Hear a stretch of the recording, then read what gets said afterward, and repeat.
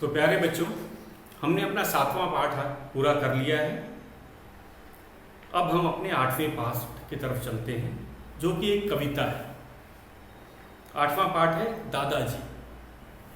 तो हमने सबने आपने अनुभव किया होगा कि आप अपने दादा दादी नाना नानी के साथ जब आप बैठा करते होंगे तो आपने अनुभव किया है कि उनके पास समय की कमी नहीं होती। वो इस भागदौड़ की दुनिया से उन्होंने अपने सारे काम एक तरह से पूरे कर लिए होते। अब उनके बच्चे बड़े हो गए होते, अब वे अपने उनकी नौकरी भी पूरी हो गई होती है। अब उनको जीवन में उनके पास समय की कोई कमी नहीं, इसीलिए वे बच्चों की तरफ बड़े आकर्षित रहते हैं। कारण क्या है? समय किसके पास होता है? या फिर बच्चों के पास होता है, या फिर जब व्यक्ति वृद्ध हो जाता है, रिटायर हो जाता है, अपनी नौकरी से सेवानिवृत्त हो जाता है, तो उसके पास समय की कोई कमी नहीं रहती। लेकिन इस समय व्यक्ति अपने आप को कभी कभी अकेला महसूस करने लगता है। कारण क्या है इसके अकेलेपन का? क्योंकि दुनिया में सचमुच बहुत भागदौड़ होती है। आपने अपने माता पिता को ही देखा होगा, सुबह उठते ही आपकी मम्मी काम में लग जाती हैं, पिताजी अपनी नौकरी पे चले जाते हैं और समय किसी के पास नहीं रहता। और इस समय जो वृद्ध लोग होते हैं वे सचमुच एकांत महसूस करते हैं। हमारे पाठ में जो दादाजी हैं वे भी उसके एक अच्छे उदाहरण हैं। वे काफ़ी अकेलापन महसूस करते हैं। उनको मज़ा कब आता है? जब उनके पास बच्चों का साथ होता है, बच्चों के पास अधिक समय होता है, और इस कारण से वह अपने दादा नाना या दादी नानी के साथ उनका बड़ा लगाव रहता है।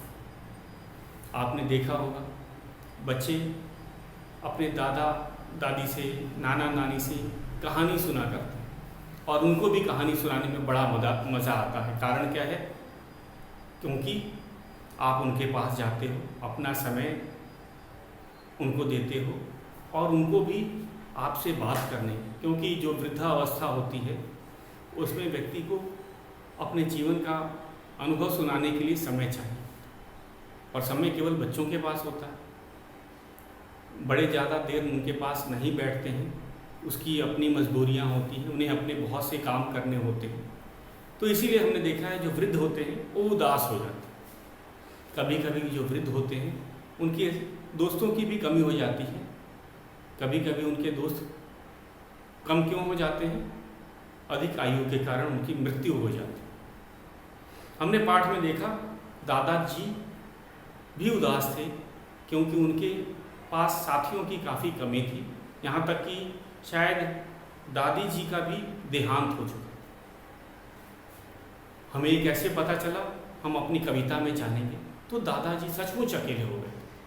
अब उनके पास कोई साथी नहीं था, इस कारण से वे काफ़ी उदास हो गए थे। तो हमें क्या करना चाहिए? हमारा भी फर्ज होता है कि हमें अपने बुज़ुर्गों को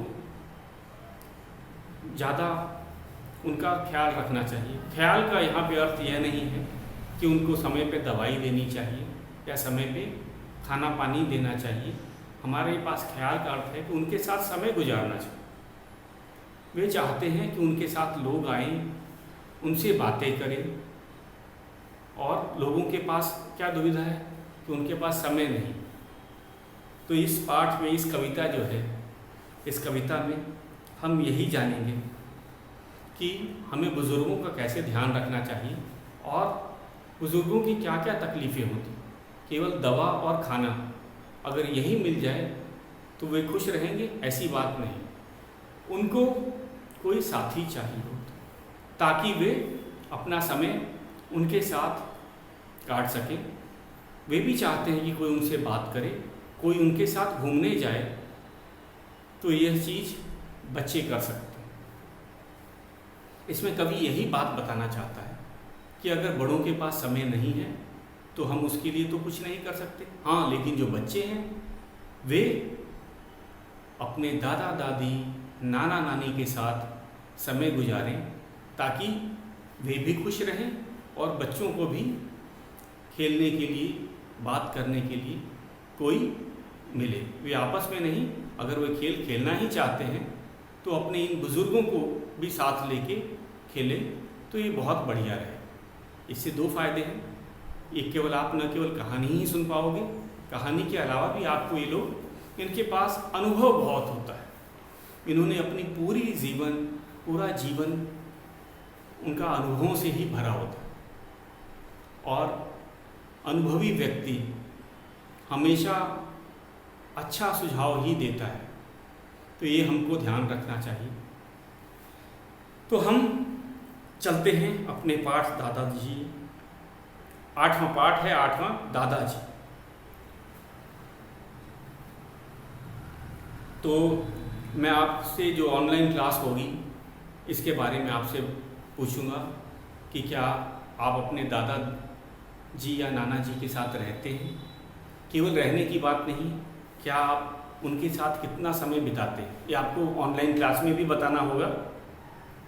और घर में उनका कितना सम्मान किया जाता है। कभी कभी घर में कोई निर्णय लिया जाता है तो हमें इन बुज़ुर्गों से भी राय लेनी चाहिए, क्योंकि इनके पास हमसे ज़्यादा अनुभव होता है और उनका सम्मान हमेशा करना चाहिए।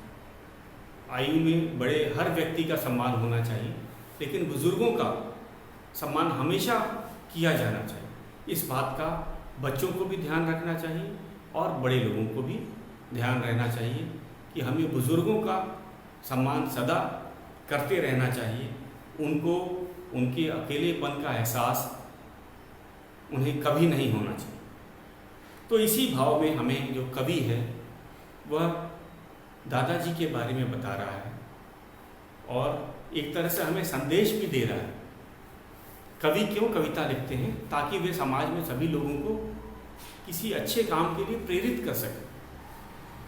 कवि का क्या काम होता है बच्चों? केवल कविता लिख देना। और अच्छी कविता का तभी अर्थ होता है जब वह लोगों द्वारा पढ़ा जाए और अपने जीवन में उसका पालन किया जाए। तो ये दादाजी जो कविता है,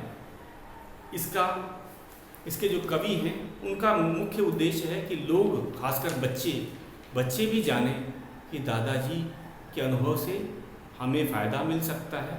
और दादाजी का भी अगर बच्चों का साथ मिले दादाजी को, तो वे भी अपना अकेलापन दूर कर सकते हैं। हमारे कवि हैं नवीन सागर।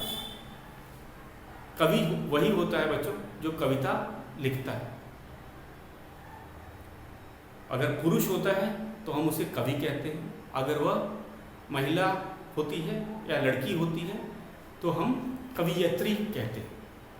लड़का पुरुष होने पे हम उसे कवि कहते हैं, अगर लड़की या महिला है तो हम उसे कवियत्री कहते हैं। हमारे इस कविता के कवि हैं नवीन सागर। कवि का नाम क्या है बच्चों? नवीन सागर। तो हम शुरू करते हैं अपनी कविता। कविता बहुत सरल है, आपको एक बार में ही समझ आएगी। मैं कविता पाठ करता हूँ। कविता पढ़ा नहीं जाता, फिर से एक बार मैं बता देता हूँ। कविता का पाठ किया जाता है, जैसे पोएम रिसाइट की जाती है, स्टोरी को रीड की जाती है, मानता हूँ। पोएम को रिसाइट की जाती है, हिंदी में कविता का पाठ किया जाता है। तो हम अपने 8वें कविता को पढ़ते हैं और ये बहुत ही सरल है। उन कुछ पंक्तियों को तो आपको पहली बार में ही समझ आ जाएगा, मुझे समझाने की भी शायद आवश्यकता न पड़े। फिर भी मैं आपको कविता की व्याख्या साथ साथ करता जाता हूँ। दादाजी नाराज़ हैं, दादाजी नाराज़ हैं, रोज़ रहा करते हैं वे क्या आज हैं। तो इसमें जो बच्चे बोल रहे हैं कि हमारे दादाजी जो हैं नाराज़ हैं। एक बुजुर्गों के साथ एक और ख़ासियत है कि वे बहुत जल्दी गुस्सा हो जाते हैं, नाराज़गी उनमें बड़ी जल्दी आ जाती है। अगर उनकी बात ना मानी जाए, उन पे अगर जरा सा ध्यान न दिया जाए तो वे नाराज़ हो जाते हैं बात बात पे। जैसे बच्चे भी कभी कभी नाराज़ हो जाते हैं छोटी छोटी बातों पे, वे भी छोटी छोटी बातों पे नाराज़ हैं। तो बच्चे कहते हैं तो रोज़ रहा करते हैं, ये कोई नई बात तो नहीं है, रोज़ रहा करते हैं, वे क्या आज हैं, मतलब आज नाराज़ नहीं हैं, वो तो अक्सर नाराज़ रहते हैं। तो बच्चे भी जानते हैं कि मेरे दादाजी बहुत जल्दी नाराज़ हो जाते हैं, तो रोज़ रहा करते हैं, वे क्या आज है, मतलब ये रोज़ रोज़ की बात है, कोई आज ऐसा कोई ख़ास दिन तो नहीं केवल आज ही नाराज़ हुए हैं दादाजी। दादाजी हमेशा रोज़ नाराज़ रहते हैं, अक्सर नाराज़ रहते हैं। रोज़ का कहने का यही मतलब है कि वह जल्दी ही नाराज़ हो जाते हैं। बुजुर्ग लोग की एक और हम कहेंगे खासियत है कि वो बहुत जल्दी बुरा मानते हैं, नाराज़ हो जाते हैं। अगर उनकी बात को ना सुना जाए, उनका ध्यान अगर हम नहीं रखते हैं तो वे नाराज़ हो जाते हैं। पता नहीं चल पाता है कि वे किससे नाराज़ हैं। कभी कभी तो हमें पता ही नहीं चल पाता कि वो किससे नाराज़ हैं और किस बात पे नाराज़ हैं। ये दो चीज़ें हैं, क्योंकि वे भी बहुत जल्दी नाराज़ हो जाते हैं। कभी कभी तो वो बच्चों से ही, अपने पोतों से ही नाराज़ हो जाते हैं कि देखो ये तो कल खेलने आता था, मेरे साथ घूमने आता था, आज मेरा जो पोता है या मेरा पोती है मेरे साथ घूमने नहीं जा रहा। तो वो छोटी बात पे भी वे नाराज़ हो जाते हैं। कभी कभी बच्चे पढ़ाई में लग जाते हैं या किसी और दूसरे खेल में लग जाते हैं और वे अपने दादा पे नहीं ध्यान देते हैं, तभी भी वे नाराज़ हो जाते हैं। उनको छोटी से छोटी बात पे भी नाराज़ होने का अधिकार है। और बच्चे कह रहे हैं, कभी कहता है पता नहीं चल पाता है कि वे किससे नाराज़ हैं। बड़ी मुश्किल होती है कभी कभी, क्योंकि वो तो बताएंगे नहीं कि मैं तुमसे नाराज़ हूँ कि या फिर किस बात पे नाराज़ हूँ। ये दोनों चीज़ पता करना बहुत मुश्किल होता है कि दादाजी किस व्यक्ति से नाराज़ हैं, बच्चे से नाराज़ हैं, बड़े से नाराज़ हैं। और दूसरी बात होती है किस बात पे नाराज़ हैं, क्योंकि वे अपने आप नहीं बताएंगे। वे इतने नाराज़ हो जाते हैं कि अपने नाराज़ होने का कारण भी नहीं बताना चाहते हैं। वे बोलना बंद कर देते हैं या फिर चुपचाप हो जाते हैं। तो लोगों को पता चलता है कि दादाजी नहीं बोल रहे हैं, इस कारण से वे नाराज़ हैं। नाराज़ का पता चल जाता है, कारण नहीं पता चलता कि किस व्यक्ति से नाराज़ हैं या फिर किस बात पे नाराज़ हैं। आगे चलते हैं। बच्चों से नाराज़ हैं कि बूढ़ों से नाराज़ हैं, चतुरों से नाराज़ हैं कि मूढ़ों से नाराज़ हैं। ये नया शब्द आया है, मूढ़ों। कभी कभी वो बड़े लोगों से या किसी दूसरे बूढ़े व्यक्ति से भी नाराज़ हो जाते हैं। उनका कोई दोस्त हो, उनसे भी नाराज़ हो जाते हैं। नाराज़ होने के लिए वे आयु नहीं देखते। मैंने कहा कभी कभी बच्चों से नाराज़ हो जाते हैं।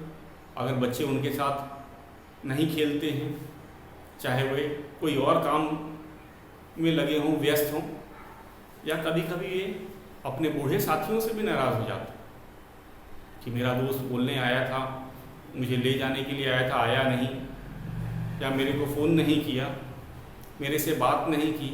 तो कारण कुछ भी हो सकता है। चतुरों से नाराज़ हैं, कुछ लोग चतुर होते हैं। तो चतुर कौन होते हैं? जो बूढ़े लोगों को कुछ हम कहेंगे कुछ दिलासा देके कि आपको हम ले चलेंगे, आपको घुमाने ले जाएंगे, आपके लिए ये लाएंगे या नहीं लाए, तभी भी लोग वे नाराज़ होते हैं। मूढ़ों का अर्थ होता है मूर्ख। ये नया शब्द आया है बच्चों, इसको मैं लिख रहा हूँ।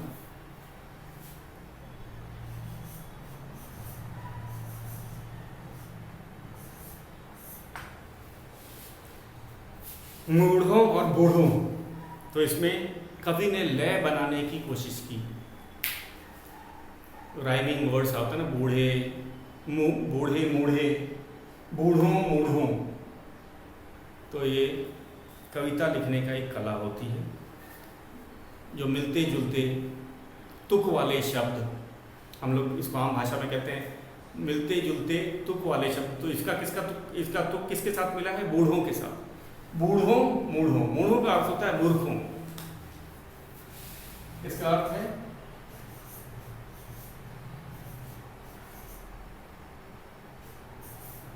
मूर्खों।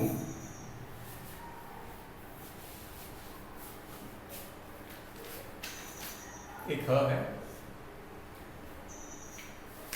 कुछ चतुर लोग होते हैं, कुछ मूर्ख लोग होते हैं, तो पता नहीं चलता बच्चे से थे कि बूढ़ों से नाराज हो गए थे, कि कोई चतुर व्यक्ति था उससे नाराज हो गए, कि कोई बुद्धू था तो उससे नाराज हो गए। अब दादाजी की नाराज कचरों से नाराज है कि गुणों से नाराज है? अब इसमें ज़रा सोचने वाली बात है। अगर घर में ज़रा भी कचरा अगर फैला हो तो बूढ़े लोग बहुत उस पर निगरानी रखते हैं, वे घर को एकदम साफ सुथरा ही रखना चाहते हैं। कूड़ा या कचरा किससे नाराज है? मैंने कहा कि नाराज़गी का कारण उनका कुछ भी हो सकता है। अगर घर में सफाई में कुछ भी कमी हो जाए तो वे तुरंत नाराज़ हो जाते हैं। वे आपको बोलेंगे नहीं, वे बात नहीं करेंगे, लेकिन गुस्सा हो जाएंगे कि घर क्यों गंदा रखा है। अगर आपकी मम्मी ने, मैं उदाहरण दे रहा हूँ, अगर घर साफ करने में देर कर दिया, हो सकता है बच्चों को स्कूल भेजने में कभी कभी कुछ काम टल जाते हैं, तो ऐसी छोटी बातों पे भी बूढ़े नाराज़ हो जाते हैं। उनको लगेगा देखो अभी तो घर की में सफाई भी नहीं किया, लेकिन ये नहीं देखते हैं कि अभी तो घर में बहू को समय नहीं मिला है। तो यह उनको देखना चाहिए, लेकिन हम कुछ कह नहीं सकते क्योंकि बूढ़े लोगों की नाराज़ होने की आदत बन जाती है। हमें ये मानना पड़ेगा और हम इसके लिए ज़्यादा कुछ कर भी नहीं सकते। उनको हर छोटी बात पे नाराज़ होने का हक होता है। तो कवि ने कहा है, कचरों से नाराज़ हैं कि कूड़ों से नाराज़ हैं, चोटी से नाराज़ हैं कि जूड़ों से नाराज़ हैं। चोटी और जूड़ों, वे छोटी छोटी बातों पे भी नाराज़ हो जाते हैं।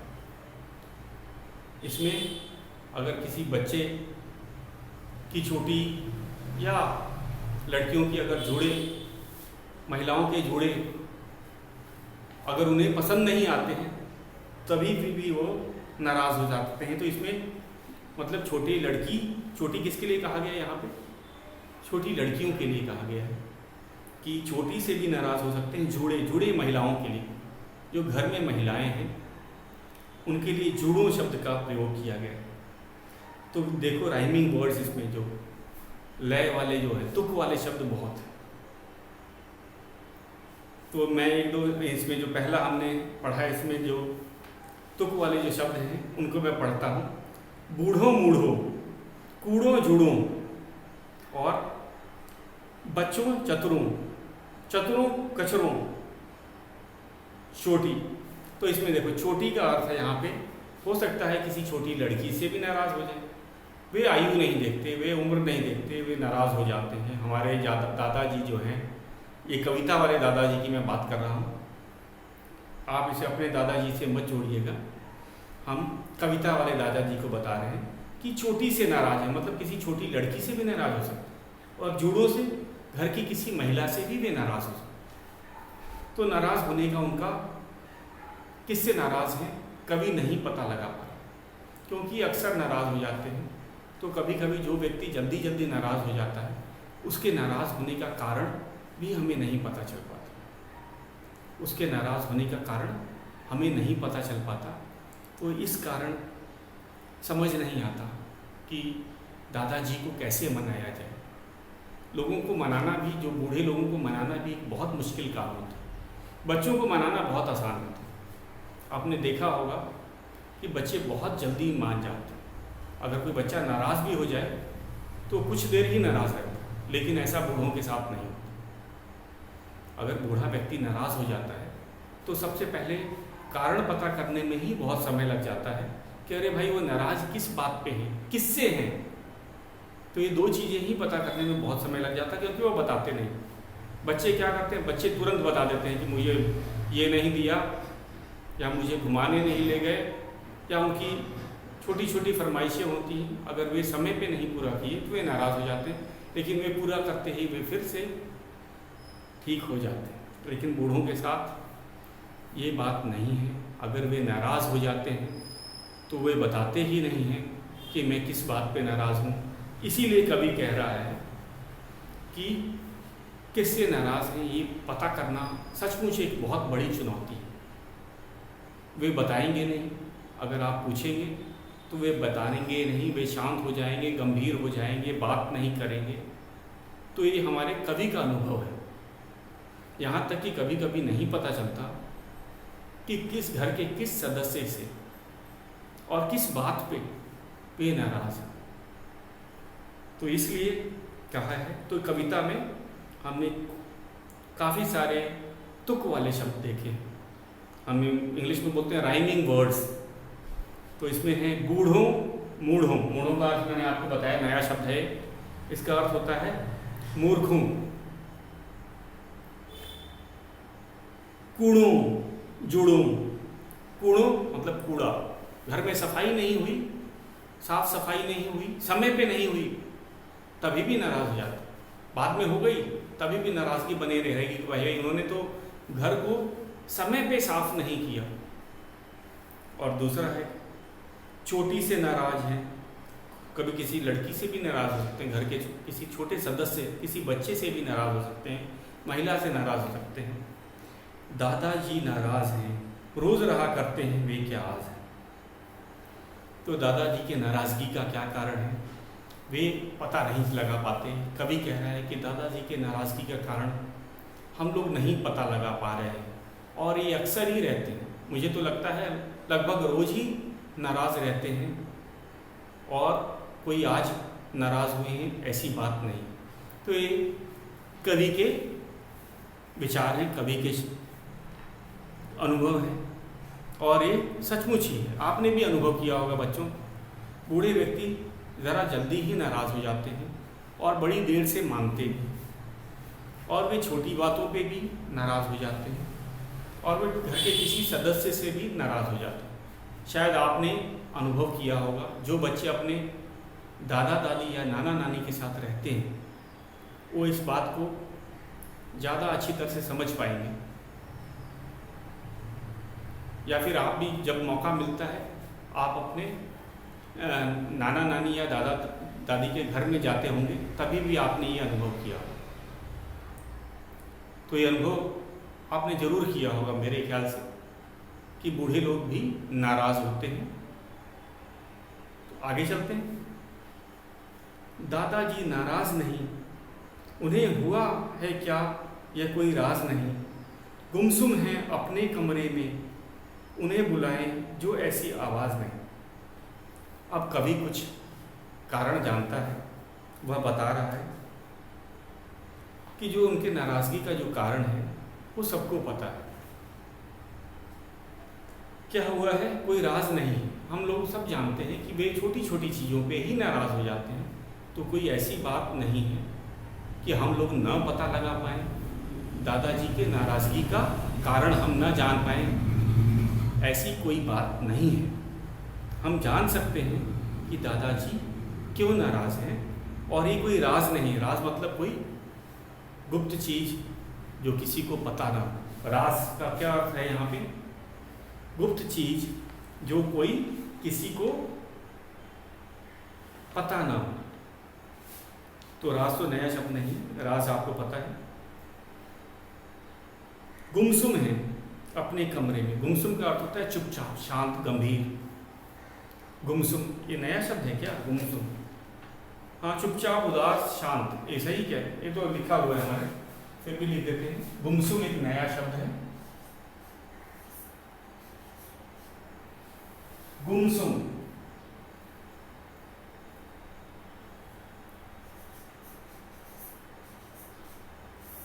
यहाँ पे हम कह सकते हैं शांत,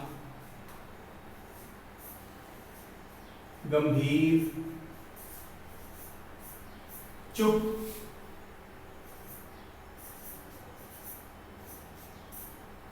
उदास, ये सभी के लिए प्रयोग हो सकता है। इसमें बहुत पर्यायवाची है। गुमसुम का अर्थ होता है व्यक्ति जब गंभीर हो जाता है, गंभीर व्यक्ति शांत हो जाता है, चुप हो जाता है, उदास हो। इसमें गुमसुम में उदासी एक नया है। तो गंभीर व्यक्ति उदास होता है, ऐसी बात नहीं। तो ये गुमसुम है अपने कमरे में। कभी कभी वे अपने कमरे में चुपचाप शांत उदास होकर बैठे रहते। जब बूढ़े व्यक्ति उदास हो जाते हैं, गुमसुम हो जाते हैं, चुपचाप हो जाते हैं, किसी से नाराज़ हो जाते हैं, तो वे शांत हो जाते हैं। वे किसी को नहीं समझाते हैं, कुछ भी अपने बारे में भी नहीं बताते हैं कि मैं उदास हूँ, मैं नाराज़ हूँ। उन्हें बुलाए जो ऐसी आवाज़ नहीं। अब इसमें कवि एक चीज़ बता रहा है दादाजी के बारे में कि दादाजी जब उदास हो जाते थे तो पहले दादी जी उन्हें बुलाते थे। ये आवाज़ किसकी आती थी? दादी जी की। अब शायद इसमें तो दिया नहीं है, इसी वाक्य से बताया गया है। कविता की इस पंक्ति से हमें पता चलता है कि शायद दादी जी नहीं हैं, वे उनका देहांत हो चुका है। इस कारण से भी दादाजी अब उदास रहने लगे। मैंने बताया है जब उम्र जब बड़ी होती जाती है तो साथी कम होने लगते हैं। साथी कम क्यों होते हैं कि मैंने कहा दोस्तों में कोई पहले गुजर जाता है, कईयों का जो देहांत होता है हो जाता है, और देहांत के बाद अगर किसी दोस्त का, किसी साथी का देहांत हो जाता है तो व्यक्ति सचमुच उदास हो जाता है, क्योंकि उसकी कमी कोई दूसरा व्यक्ति पूरी नहीं कर सकता। तो जब शांत अब कमरे में बैठे थे दादाजी, अब उनको बुलाने वाली वह आवाज़ भी नहीं। यहाँ पे दादी जी की बात कहा, गुमसुम है अपने कमरे में, उन्हें बुलाए जो ऐसी आवाज़ नहीं। तो इस अवस्था में जब भी दादा नाराज़ हुआ करते थे किसी से भी, तो दादी उनको कमरे से बुलाने के लिए पुकारने लगती थी, उन्हें कमरे से बाहर ले जाती थी। लेकिन इस समय जब दादाजी उदास हैं, उनके कमरे में कोई नहीं जा रहा है, कोई उनको बाहर नहीं बुला रहा है, तो इसीलिए दादाजी चुपचाप गुमसुम होके अपने कमरे में एकांत में शांत मन से बैठे हुए हैं। और कभी कभी ये शांत मन लगता है कि वे शायद सबसे नाराज़ हैं।